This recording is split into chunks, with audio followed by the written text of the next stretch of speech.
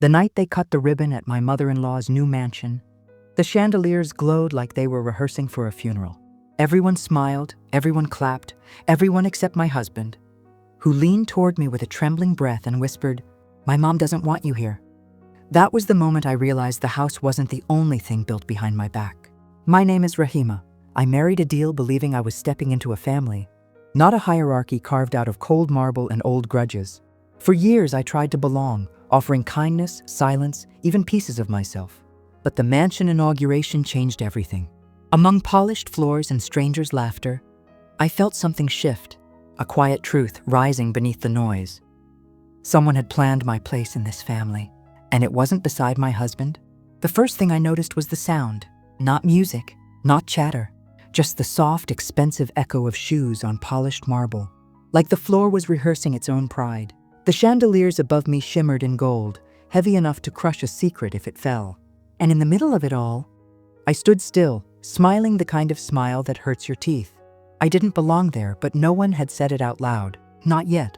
Adil's mother had always carried herself like an old photograph. Perfect. Still, untouched by anything real. And tonight, at the inauguration of her mansion, she floated from guest to guest with sharp eyes and soft words. When she reached me, she simply passed. Her hand brushed my arm like I was a curtain she needed to get around. Her perfume stayed. Her acknowledgement didn't.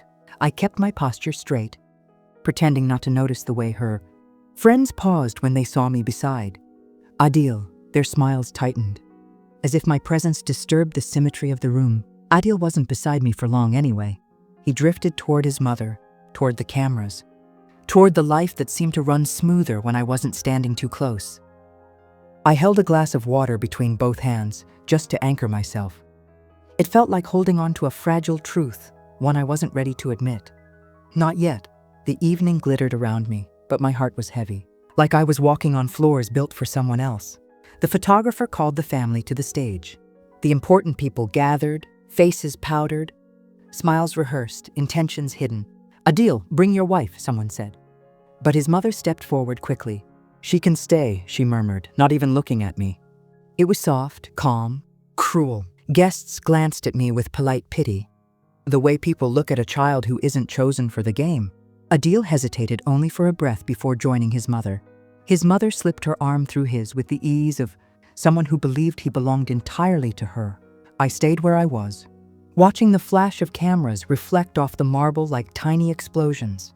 The applause felt distant, muffled by something cold pressing inside my chest. When the ceremony ended, guests began to roam the rooms, admiring carved staircases, gold-veined walls, the massive painting of Adil's mother above the fireplace. I walked with them, quietly, like a faded shadow among brighter colors. Adil found me near the entrance hall. His tie slightly loosened, his smile almost convincing. "You okay?" he asked, the words soft but detached. "Fine," I said, because anything else would have been too honest. He stood close enough for me to smell faint cologne and tension. And then the whisper, "Don't make this difficult." I blinked. "Difficult?" He glanced toward his mother, who was watching us with a small, victorious curl of her lips. Then he leaned in, voice tight enough to cut me open. "My mom doesn't want you here." The words were so calm, almost gentle, but they didn't land gently. They landed like glass breaking inside my chest. I didn't speak. Couldn't. The chandelier light above me blurred, turning everything into soft, dizzying gold. Adil pulled back, expression unreadable, maybe embarrassed, maybe relieved he'd finally said it out loud. He walked away before I could respond. Returning to the circle where his mother was waiting, she touched his shoulder with a proud little smile, the kind that said, "See, you did the right thing." For the rest of the evening, they shared those small, private glances, the kind that belong to people who have already agreed on a story they won't share with you. I moved through the crowd as if underwater. Voices felt distant. Faces stretched into shapes I couldn't name. "That's the wife?" someone whispered. "I heard she wasn't approved." Another woman laughed softly. "She won't last long." Their words slid under my skin like cold needles. I set my glass down, afraid my hands would shake too visibly.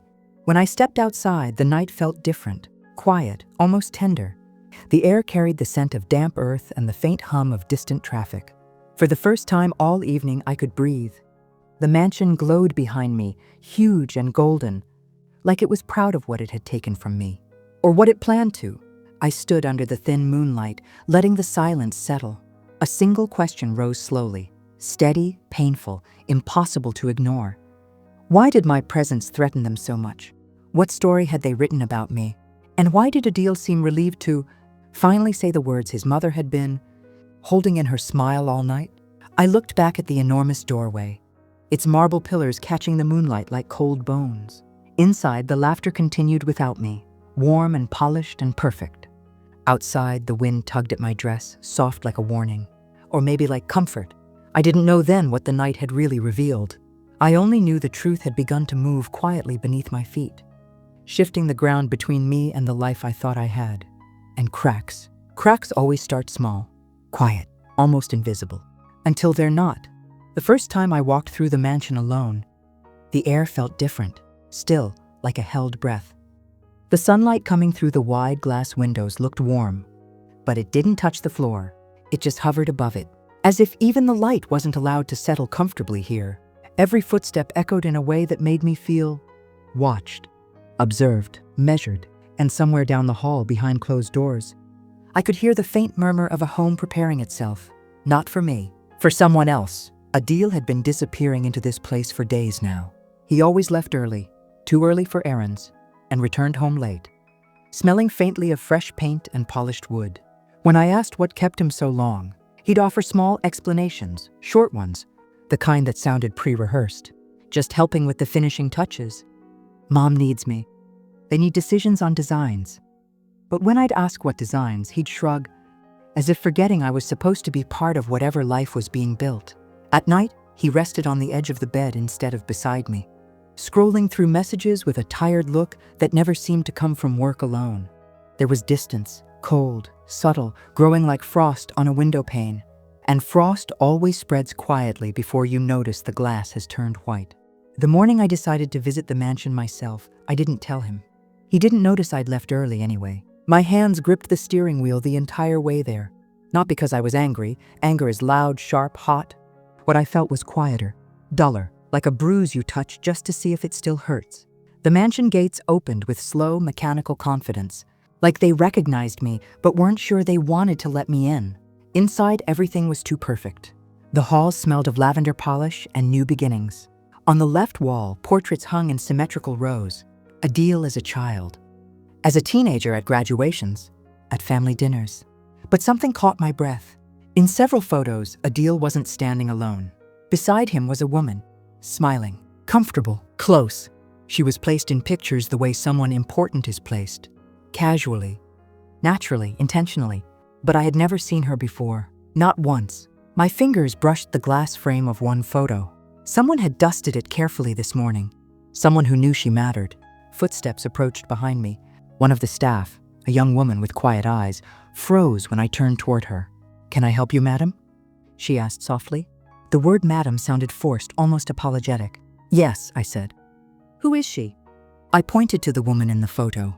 The staff member's throat tightened. "I don't know her name," she whispered, lowering her eyes. But her voice trembled like someone holding back the truth, or protecting it. I didn't press further.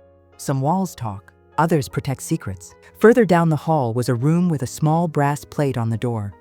I leaned in to read it, expecting something like Guest Suite 3 or South Bedroom. But it said, "For Adil and wife." For a moment, I felt something warm rise in my chest. Hope, maybe. A room for us, a space we could share. But when I opened the door, the warmth dropped instantly. The room was beautiful, but unfamiliar. If someone had asked me to point out anything I would have chosen, a color, a fabric, a pattern, I couldn't, because I wouldn't have chosen any of it. The bedspread was a deep maroon I would never buy. The curtains were heavy and thick, blocking more light than they let in. The dressing table was covered in items, ornaments, perfumes, brushes, none belonging to me. It felt lived in, prepared, curated, but not for me. The walls were empty, except for one faint rectangle where a photo frame had recently been removed. Taken down deliberately, carefully, like someone had edited the story this room was meant to tell. I sat on the edge of the bed, my palms pressing into the fabric. A chill traveled through me. the kind that doesn't come from cold air, but from realizing you've stepped into someone else's story, someone who wasn't meant to leave, someone who wasn't me. When I left the mansion, the sky was turning a pale shade of evening gray. The guard opened the gate wordlessly, avoiding my eyes the same way the staff had, as if they knew something I didn't, as if the walls had told them. The quiet ache inside me wasn't loud or dramatic. It was steady, persistent, like a small thread being pulled from the fabric of a life I thought was mine. Driving home, I kept seeing that empty rectangle on the wall where a photograph had been removed, erased, rewritten, and the question pressed softly against my heart, refusing to leave. Who was this mansion really built for? And what place was I supposed to fill? The afternoon light was thin that day, one of those pale, tired shades that made every object look older than it was. I sat on the floor of our bedroom with a stack of papers I hadn't meant to find. They'd slipped out of Adil's drawer when I pulled it open, fanned across the rug like scattered truths. On the top was a land deed, and a line meant for a name that had been scratched out so deeply the paper was wounded. And for a moment, I wasn't sure if I was trembling or if the house itself was. I remember touching the scratched out place gently, the way you touch a bruise on your own arm, slow, curious, a little afraid of what it means. The document was old, the edges yellowed, the handwriting elegant and steady. It belonged to Adil's grandmother, a woman I only knew through photographs where she always looked like she was keeping a secret behind her smile. The deed mentioned two things clearly. The land was meant for her grandson and for his chosen partner. But the line for that partner, it wasn't blank. No, someone had removed something. Someone had taken a pen, pressed hard, and scraped away a name that had once lived there. I sat still for a long time, listening to the slow hum of the ceiling fan. It sounded like a whisper I couldn't quite catch. When I finally stood, the room sharp around me, I noticed something else in the drawer, a smaller envelope, sealed but brittle. On the back, in handwriting I didn't recognize, was a date from years before my marriage.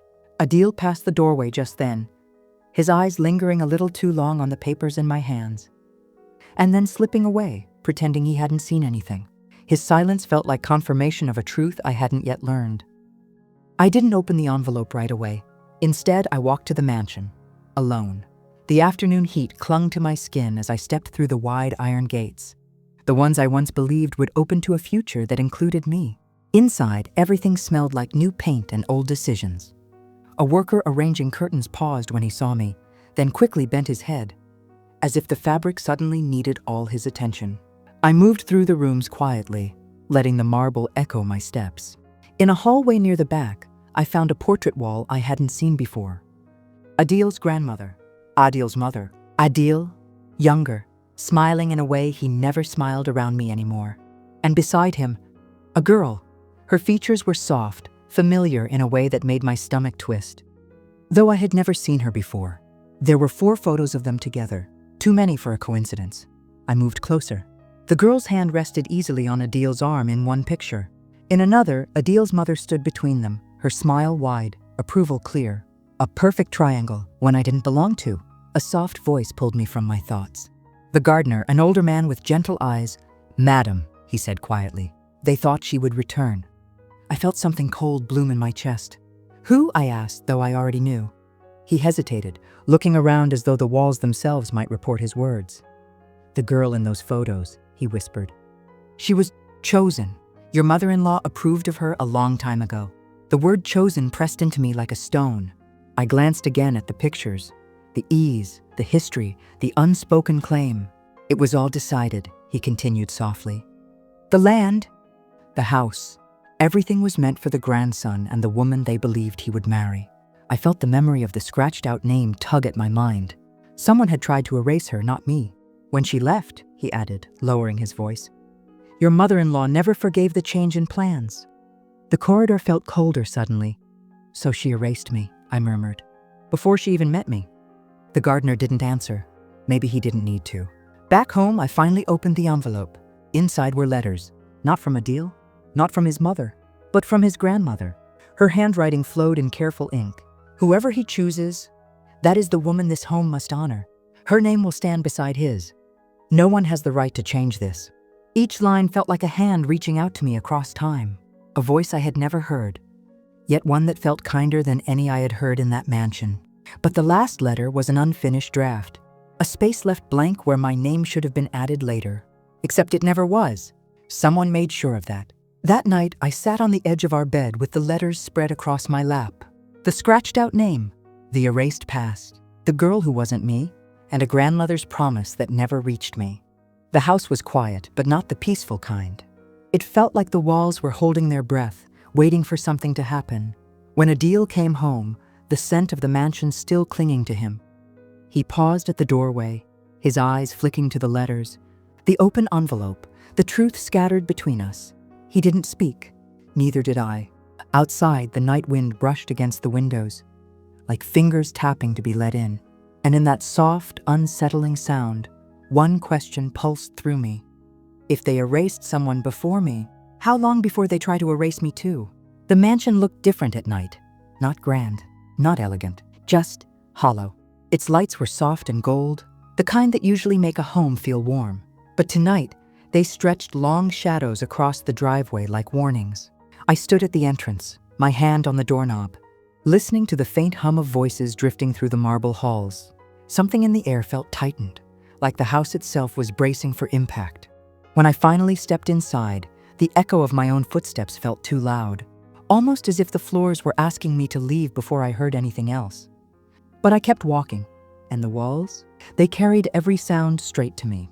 The mansion had a way of magnifying silence, turning the smallest breath into a confession.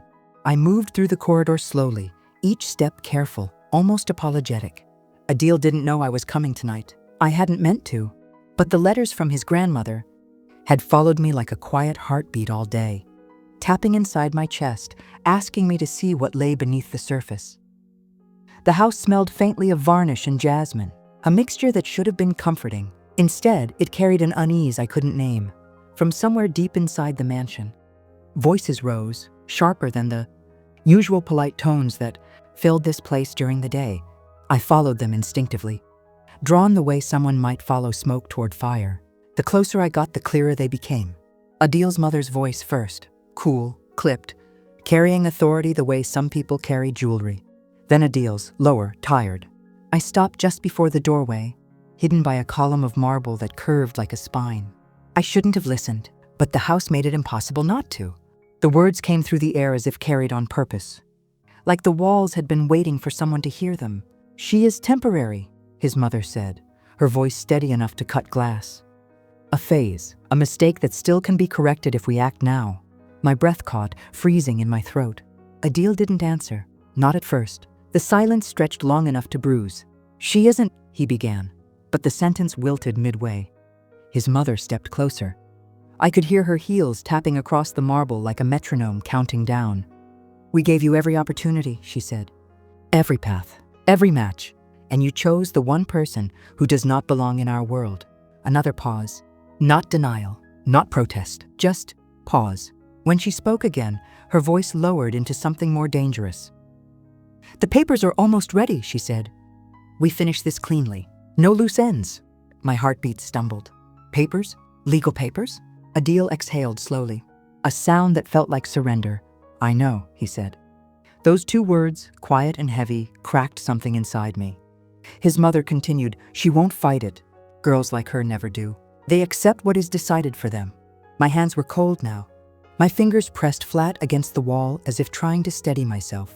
The corridor around me blurred at the edges. Every word they spoke felt pointed, deliberate, like arrows aimed at someone who didn't know she was the target until too late. I stepped back from the doorway, the world muffled and sharp all at once. "Legal papers? Temporary. Corrected." The words chased me like shadows as I moved down the corridor, each step heavier than the last. Somewhere behind me, the conversation continued, voices dipping into lower tones, the kind that only speak truths when they believe no one else is listening. I reached the far end of the hall and leaned against the cold stone wall. It was the first time the mansion felt real to me, not the polished version, presented during parties, but the raw, breathing structure beneath. A place built not just with money, but intention. And that intention had never included me. I thought about the scratched-out name on the deed. The room decorated without my voice. The girl in the photographs, the staff avoiding my eyes, the grandmother's letters never delivered. Every detail, every silence, every small discomfort fit together now like a puzzle. I had been too hopeful to solve. I sank onto a low bench, my hands trembling. It wasn't the betrayal that hurt the most. It was the clarity, the cold, administrative precision with which they had planned my erasure. Not emotional, not impulsive, prepared. I closed my eyes. In the quiet, I could almost hear the mansion breathing with me, listening, waiting. And somewhere inside that waiting, a question rose gently like a candle flame in the dark. Was I going to keep pretending I didn't know the truth?